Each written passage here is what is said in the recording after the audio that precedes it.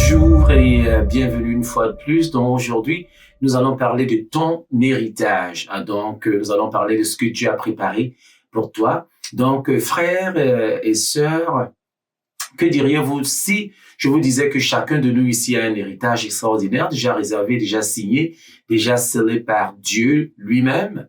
Donc, oui.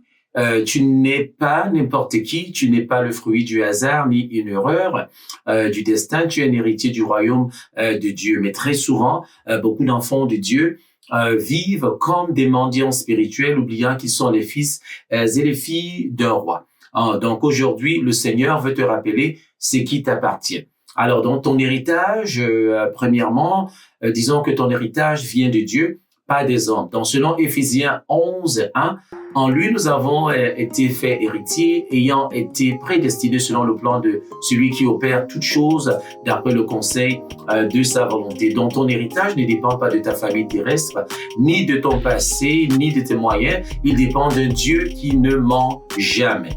Donc, quand Dieu te choisit, il te donne un héritage spirituel, moral et même matériel. Donc, préparé d'avance. Donc, j'aimerais que tu le déclares ceci avec moi. Mon héritage vient de Dieu, pas des circonstances. Donc, on va le dire une fois de plus. Mon héritage vient de Dieu, pas des circonstances. Alors, donc, ton héritage, c'est ton identité en Christ. Donc, avant de chercher ce que tu possèdes, Dieu veut que tu comprennes qui tu es. Donc, tu es co-héritier avec Christ selon Romains 8:17. Cela veut dire que tout ce que Christ a obtenu, tu y as part aussi. C'est-à-dire la paix, la joie, la victoire, la guérison et même la faveur divine. L'ennemi veut te faire douter, de te faire croire que tu n'es pas digne. Mais écoute, l'héritage ne dépend pas de la performance, mais de la filiation. Et comme tu le sais déjà, tu es un enfant de Dieu, donc héritier. Alors, deuxième ou troisième point, ton héritage doit être réclamé. Okay? Ton héritage ne te sera pas simplement donné, tu dois le réclamer. Donc, beaucoup de chrétiens savent qu'ils ont plutôt un héritage, mais ils ne le réclament jamais.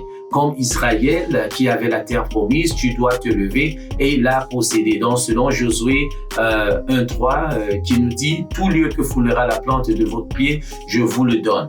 Donc, cela veut dire Dieu te l'a donné, mais c'est à toi de marcher dessus. Dans ton héritage spirituel, nous parlons ici de la paix émotionnelle, la joie financière, la provision relationnelle, la restauration. Réclame-le avec foi. Donc, répète ceci avec moi. Je refuse de vivre en dessous de mon héritage. Je marche dans ce que Dieu a préparé pour moi. Donc, je refuse de vivre en dessous de mon héritage. Je réclame, je marche dans ce que Dieu a préparé pour moi. Alors, donc, ton héritage doit être aussi transmis.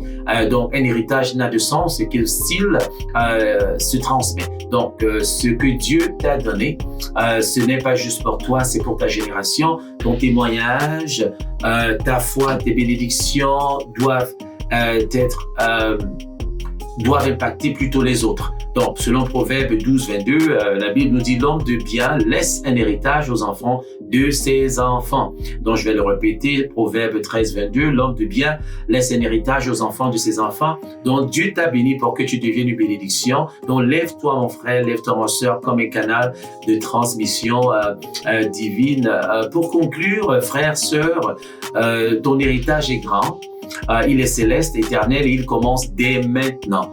Donc, ne laisse plus le doute, la peur ou le péché te voler ce que Dieu t'a donné. Donc, marche la tête haute avec assurance car tu es un fils, car tu es une fille du roi des rois. Alors donc, veux-tu faire cette déclaration finale avec moi?